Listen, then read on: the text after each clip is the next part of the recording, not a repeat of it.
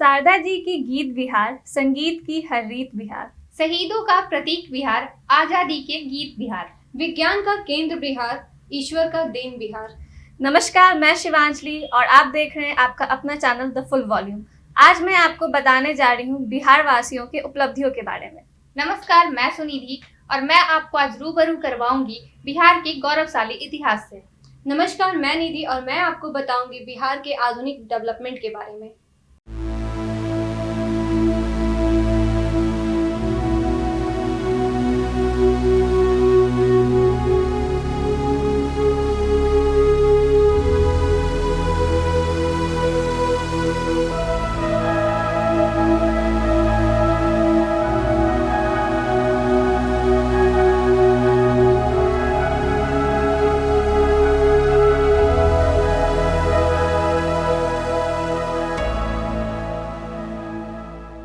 क्या आप जानते हैं बिहार के गौरवशाली इतिहास के बारे में? कितना समृद्ध रहा है बिहार। जब भारत को सोने की चिड़िया कहा जाता था, तो बेशक बिहार उस सोने की चिड़िया का सुनहरा पंख रहा है। गौतम बुद्ध और भगवान महावीर जैसे महापुरुषों की भूमि रहा बिहार का इतिहास काफी पुराना और समृद्ध रहा है। तो आइए आपको लिए चलते हैं अतीत के उन पन्नों तक और जानते हैं बिहार के इतिहास को। नवपाषाण युग और लौह युग को पार करने के बाद उदित हुआ था वैदिक युग का सूर्य। वैदिक काल सिंधु घाटी सभ्यता के बाद बिहार में जिस नए सभ्यता का विकास हुआ उसे ही आर्य या वैदिक सभ्यता के नाम से जाना जाता है। प्राचीन भारत में राज्य या प्रशासनिक इकाइयों को महाजनपद कहते थे। बौद्ध ग्रंथ अनुत्तर निकाय महावस्तु में 16 महाजनपदों का उल्लेख है। ये सभी महाजनपद आज के उत्तरी अफगानिस्तान से बिहार तक और हिंदू कुश से गोदावरी नदी तक में फैला हुआ था। भारत के पारंपरिक इतिहास में महाभारत महाकाव्य के भारत युद्ध का बड़ा महत्व है। महाभारत युद्ध काल में भारत में 2 महत्वपूर्ण राज्य थे। उत्तर बिहार में विदेह, जिसमें विशाल का पुराना राज्य शामिल था, और दक्षिण भारत में मगध। विदेह राज्य के इतिहास के तार पौराणिक कथाओं के अनुसार रामायण काल यानी सतयुग से भी जुड़े हैं। वैदिक काल के दौरान मिथिला विदेह साम्राज्य का केंद्र हुआ करता था। विदेह के सबसे चर्चित राजा श्रीध्वज जनक हुए, जो देवी सीता के पिता थे। श्रीध्वज जनक एक पुण्य आत्मा थे। उन्हें महर्षि जनक के नाम से भी जाना जाता था। आज के समय में सीता का जन्म स्थल नेपाल में पड़ता है। विदेह के कुछ क्षेत्र नेपाल में और कुछ भारत के बिहार में स्थित हैं, जिनमें सीतामढ़ी, मधुबनी, चंपारण, दरभंगा मुख्य हैं। यूं तो पूरा बिहार ही जनक प्रदेश का हिस्सा हुआ करता था, परंतु नेपाल से सटे बिहार के कुछ क्षेत्र में आज भी हमें वही संस्कृति और सभ्यता देखने को मिलती है। बिहार की मिथिला पेंटिंग, कौन नहीं जानता इस पेंटिंग के बारे में। इस कला की जड़ें विदेश साम्राज्य से संभवतः जुड़ी हुई हैं। आज यह पेंटिंग बिहार और भारत के साथ साथ पूरे विश्व में छाई हुई है। राजधानी पटना की दीवारें तो इस पेंटिंग से सजी पड़ी हैं। अब बात आती है मगध साम्राज्य की। वो कौन होगा भारत में जिसने सम्राट अशोक का नाम नहीं सुना होगा। हमारे तिरंगे के ऊपर जो चक्र लगा है वो भी अशोक स्तंभ से लिया हुआ है। तो आइए जानते हैं मगध साम्राज्य के बारे में। मौर्य वंश की स्थापना की थी चंद्रगुप्त मौर्य ने। मौर्यकालीन इतिहास की जानकारी यूनानी और भारतीय स्रोत से मिलती है। चंद्रगुप्त ने धनानंद, जो कि नंद वंश का आखिरी शासक था, को चाणक्य, जिन्हें कौटिल्य के नाम से भी जाना जाता है, की सहायता से पराजित कर मौर्य साम्राज्य की स्थापना की थी। चंद्रगुप्त मौर्य ने बड़ी कुशलता से अपने राज्य का विस्तार किया और समस्त भारत को एक छत्र शासन के अधीन किया। चंद्रगुप्त का पुत्र बिंदुसार मगध के सिंहासन पर आसीन हुआ। चंद्रगुप्त के बाद उनका पुत्र बिंदुसार मगध के सिंहासन पर आसीन हुआ। यूनानी साक्ष्यों से पता चलता है कि बिंदुसार विलासी और शांत प्रवृत्ति का था। मंजूश्री मूलकल्प में बिंदुसार को साहसी, वाक निपुण और मृदुभाषी कहा गया है। बिंदुसार के निधन के बाद पाटलिपुत्र के सिंहासन पर अशोक आसीन हुआ। शुरुआत में अशोक अत्यंत निर्दयी था। कहा जाता है अशोक ने अपने 99 भाइयों की हत्या कर गद्दी पाई थी। अशोक ने अपने शासनकाल के प्रथम 13 वर्षों में मौर्य साम्राज्य की परंपरागत नीति को अपनाया। कलिंग युद्ध में हुए भारी नरसंहार को देख अशोक का हृदय परिवर्तन हुआ और उसने बौद्ध धर्म को अपना लिया।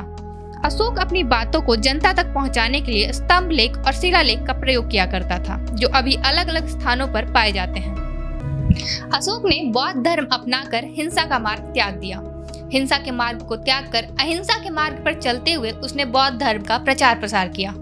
बौद्ध धर्म की स्थापना गौतम बुद्ध ने वैदिक काल के दौरान की थी। गौतम बुद्ध को बिहार के गया जिले में आत्मज्ञान की प्राप्ति हुई थी, जहां आज महाबोधि मंदिर स्थित है, जो बौद्ध धर्म के अनुयायियों के लिए एक धार्मिक स्थल है। समकालीन वर्षों में बिहार के वैशाली जिले में भगवान महावीर का जन्म हुआ था। भगवान महावीर जैन धर्म के 24वें तीर्थंकर थे। मौर्य साम्राज्य के बाद बिहार में गुप्त वंश का शासन रहा। गुप्त काल को स्वर्ण युग भी कहा जाता है। गुप्त वंश के शासकों में चंद्रगुप्त प्रथम, समुद्रगुप्त, चंद्रगुप्त द्वितीय उल्लेखनीय हैं। बिहार में वर्ची, पाल साम्राज्य, कर्नाटों का भी शासन रहा। बिहार के बुद्धिजीवियों में याज्ञवल्क्य, जो ब्रह्मराज के पुत्र थे तथा यजुर्वेदकार उपनिषद काल के महान ऋषि थे। कौटिल्य, जिन्हें विद्वानों ने चाणक्य और विष्णुगुप्त भी कहा है, ने अर्थशास्त्र की रचना की और नंद वंश के पतन का कारण भी बने और विश्व को चंद्रगुप्त मौर्य जैसा महान शासक दिया। आर्यभट्ट, महान गणितज्ञ और ज्योतिष, जिन्होंने शून्य का आविष्कार किया। विद्यापति, मिथिला के ऐसे कवि जिन्हें बंगला, हिंदी और मैथिली अपना आदि कवि मानते हैं। बिहार के नालंदा में स्थित नालंदा विश्वविद्यालय एक समय में शिक्षा का केंद्र हुआ करता था। देश विदेश से यहाँ विद्यार्थी शिक्षा प्राप्त करने आते थे। यह विश्वविद्यालय 5वीं से 13वीं शताब्दी के बीच ज्ञान का केंद्र रहा, जिसे 1193 के दौरान बख्तियार खिलजी ने जला दिया था। इस विश्वविद्यालय के पुस्तकालय में हजारों भिक्षु जिंदा जला दिए गए थे। कहा जाता है कि यहाँ किताबों का इतना बड़ा भंडार था कि यह लाइब्रेरी 3 महीनों तक जलती रही थी। हमारे बिहार का इतिहास इतना समृद्ध रहा है, उसे शब्दों में बयां कर पाना आसान नहीं है। बिहार के इतिहास से परिचित होने के बाद आइए अब जानते हैं बिहारियों की उपलब्धियों के बारे में। बिहारी प्रतिभा का लोहा दुनिया मानती है। बिहार ने चाणक्य जैसे अर्थशास्त्री, महावीर और बुद्ध जैसे धर्म प्रवर्तक, चंद्रगुप्त और अशोक जैसे महान राजा और जयप्रकाश नारायण जैसे महान क्रांतिकारी दिए हैं। अगर हम बात करें आधुनिक बिहार की, तो इस प्रतियोगिता के दौर में भी हम बिहारवासी अपने प्रतिभा का लोहा मनवा रहे हैं। साहित्य से लेकर मनोरंजन की दुनिया तक हर क्षेत्र में हम बिहारी अपना हुनर दिखा रहे हैं और बिहार को एक नई ऊंचाई पर पहुंचा रहे हैं। आइए चलते हैं और बात करते हैं ऐसे ही कुछ बिहारी की जो अलग क्षेत्र में उपलब्धि पा रहे हैं और बिहार को एक नई ऊंचाई तक पहुंचा रहे हैं। जनता को जागरूक करना और लोगों तक सही जानकारी पहुंचाना एक पत्रकार की अहम भूमिका होती है। ऐसे ही एक वरिष्ठ पत्रकार का जन्म हमारे बिहार के मोतिहारी में हुआ था। Hindi news channel NDTV India के संपादक रवीश कुमार अपने बेबाक राय के लिए जाने जाते हैं। वे इस चैनल के मुख्य कार्यक्रम हम लोग रवीश की रिपोर्ट के होस्ट रहे हैं। इनका प्राइम टाइम शो के साथ देश की बात भी वर्तमान में काफी लोकप्रिय है। Ramon Magsaysay award winner Ravish कई पुस्तकें लिख चुके हैं, जिसमें देखते रहिए, इश्क में शहर होना, रवीश पंती आदि शामिल है। कालीन भैया के नाम से सबके दिलों पर राज करने वाले पंकज त्रिपाठी बिहार के गोपालगंज के बेलसंड गांव से है।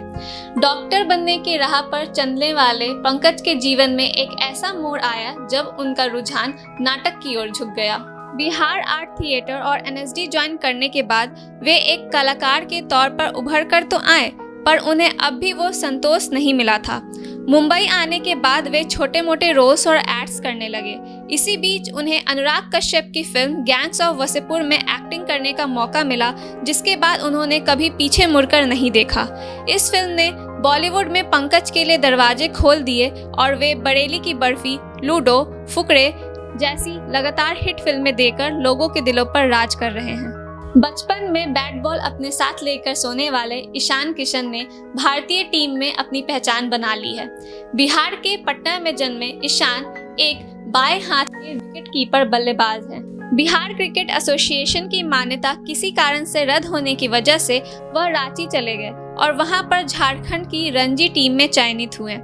साल 2015 में उन्हें अंडर 19 विश्व कप 2016 के लिए न सिर्फ भारतीय टीम में शामिल किया गया, बल्कि उन्हें टीम का कप्तान भी नियुक्त किया गया।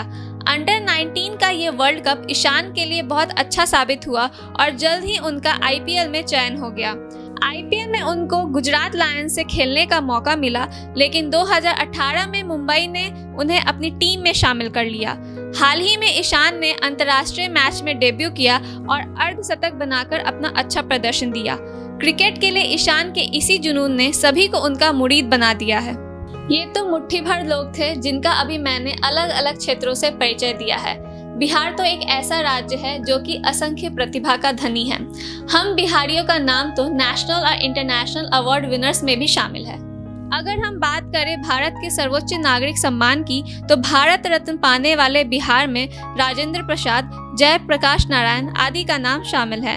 वहीं अगर हम बात करें पद्म भूषण की, तो महान कवि रामधारी सिंह दिनकर आदि और पद्मश्री में रामचंद्र मांझी, शारदा सिन्हा, मोहन मिश्रा आदि का नाम शामिल है। भारतीय सिनेमा में योगदान के लिए दिए जाने वाला दादा साहेब फाल्के अवार्ड में भी बिहार वासी अशोक कुमार तपन सिन्हा ने उपलब्धि हासिल की है। तो आपने देखा कि बिहार अपने आप में कई लोगों की कहानी और उपलब्धियों को साथ में लेकर चल रहा है। आइए चलते हैं और अब जानते हैं आधुनिक बिहार के डेवलपमेंट के बारे में। बिहार अपने आप में कई कहानियों को समेटे हुए है। उनमें से एक है बिहार और झारखंड का बंटवारा। बंटवारा क्यों हुआ, कब हुआ और किस लिए हुआ, ये तो जग जाहिर है। लेकिन बंटवारे के बाद बिहार को व्हीलचेयर पर बैठा दिया गया। व्हीलचेयर से यहाँ ये तात्पर्य है कि झारखंड के हिस्से में सारे कल कारखाने, इंडस्ट्रियाँ और खदानें चली गईं और बिहार को खुद के बलबूते पे खड़े होने के लिए अकेला छोड़ दिया गया। आइए आपको बताते हैं व्हीलचेयर से उठकर आधुनिकता की बाईपास पे दौड़ते हुए बिहार के बारे में। जिस बिहार में केवल सूखी भूमि छोड़ी गई थी, आज वही बिहार उसी भूमि पर इतिहास रचते हुए जा रहा है। जी हाँ, बिहार की धरती पर ऐसे ऐसे निर्माण कार्य हुए हैं और हो रहे हैं जो अपने आप में अद्भुत है। उनमें से एक है बिहार म्यूजियम, जहां आपको बिहार के स्वर्णिम काल से लेकर वर्तमान तक की सारी चीजें मिलेंगी। आपको हर वो जानकारी मिलेगी जो आपको बिहारी कहलवाने पे गर्व करवाएगी। हिंदुस्तान के इतिहास, निर्माण, विकास और संस्कृति में बिहार के योगदान को झुटलाया नहीं जा सकता। इसी योगदान को बनाए रखने के लिए राजधानी पटना के बेली रोड में बिहार म्यूजियम का निर्माण किया गया है। 500 करोड़ की लागत से बना 13 एकड़ में फैला म्यूजियम देश विदेश से आए पर्यटकों को तथा आम जनों को यहाँ की सभ्यता, संस्कृति से परिचय करवाने में अपना योगदान दे रही है। जापानी स्ट्रक्चर पर बना ये म्यूजियम साल 2015 में बाल खंड और कुछ अन्य खंड के साथ खोला गया था, लेकिन सीएम नीतीश कुमार द्वारा यह बिहार म्यूजियम साल 2017 में पूरी तरह से खोल दिया गया। इस म्यूजियम में आपको सिंधु घाटी के प्रथम नगरों की स्थापना से वैदिक युग साम्राज्यों के उदय और फिर उत्तर मध्य काल तथा मुगल काल से 18वीं शताब्दी तक की कहानी को बयां करती है। साथ ही आपको यह बता दें कि राजधानी में एक और म्यूजियम है जिसका नाम पटना म्यूजियम है। इस म्यूजियम में भी आपको बिहार की सभ्यता, संस्कृति का संग्रह देखने को मिलेगा। साथ ही आपको यह भी बता दें कि बिहार म्यूजियम और पटना म्यूजियम को अंडरग्राउंड जोड़ने की बात की जा रही है। जिस बिहार को लोग सबसे पिछड़ा मानते थे, आज उसी बिहार की राजधानी में मेट्रो दौड़ेगी। जी हाँ, पटना मेट्रो का कार्य काफी तेजी से शुरू हो चुका है। लगभग 11,166 करोड़ की लागत से बन रहा यह मेट्रो साल 2024 तक बनकर तैयार हो जाएगा। पटना मेट्रो का सारा कार्यभार दिल्ली मेट्रो को सौंपा गया है। राजधानी में लगभग 32 किलोमीटर में मेट्रो का परिचालन होना है, जिसके लिए 2 कॉरिडोर बनाए जाएंगे। पहले कॉरिडोर में दानापुर से बेली रोड और पटना जंक्शन होते हुए मीठापुर तक का एरिया कवर किया जाएगा, जिसकी लंबाई लगभग 18 किलोमीटर होगी। कॉरिडोर 2 में पटना जंक्शन से नया अंतर्राज्यीय बस अड्डे तक को कवर किया जाएगा। इस कॉरिडोर में गांधी मैदान, पीएमसीएच और राजेंद्र नगर टर्मिनल से होकर मेट्रो गुजरेगी और इसकी कुल लंबाई 14 किलोमीटर होगी। ये तो रही बिहार के डेवलपमेंट की कुछ झलकियां। अब आपको लिए चलते हैं बिहार के इंडस्ट्रियल इंफ्रास्ट्रक्चर की ओर। बिहार के उद्योग जगत को अब पंख लगने वाला है, क्योंकि बिहार के बेगूसराय में तकरीबन 550 करोड़ की लागत से 55 एकड़ में पेप्सी की फैक्ट्री लगने की शुरुआत हो चुकी है, जहां इस फैक्ट्री के लगने से हजारों लोगों को रोजगार मिलेगा। वहीं बिहार की इंडस्ट्रियल इंफ्रास्ट्रक्चर को मजबूती मिलेगी। इसके साथ ही कई बड़ी कंपनियां बिहार में निवेश कर रही है। उनमें से एक है आईटीसी। इंडिया की लीडिंग टोबैको कंपनी आईटीसी अब जल्द ही बिहार में फूड प्रोसेसिंग फैक्ट्री लगाने वाली है। कंपनी ने इसके लिए बिहार सरकार से बात की है। साथ ही आईटीसी ने बिहार के 7 जिले भागलपुर, मुंगेर, बक्सर, लखीसराय, समस्तीपुर, बांका, बेगूसराय के किसानों से 1 लाख टन गेहूं और मक्के की खरीद की है। आईटीसी ने अपने fruit juice B Natural brand के लिए मुजफ्फरपुर के किसानों से 1.5 टन लीची की खरीद के लिए समझौता किया है। आईटीसी पेप्सी, कोका कोला के अलावा ऐसी और भी बड़ी कंपनियां हैं जो बिहार में निवेश कर रही हैं। जिस बिहार को अत्यंत पिछड़ा माना जाता है, वहीं बिहार आज पूरे एशियाई देशों में अपना नाम बना रहा है। जी हाँ, बिहार की राजधानी पटना में एशिया का सबसे बड़ा वेटिंग हॉल बनाया गया है। पूर्व मध्य रेल के दानापुर मंडल के पटना जंक्शन पर एशिया का सबसे बड़ा वेटिंग हॉल यानी यात्री प्रतीक्षालय बनाया गया है। 10,000 वर्ग फीट में बने इस वेटिंग हॉल में एक साथ 800 से अधिक यात्री बैठ सकते हैं। साथ ही इसमें सेंट्रलाइज एसी की भी सुविधा दी गई है।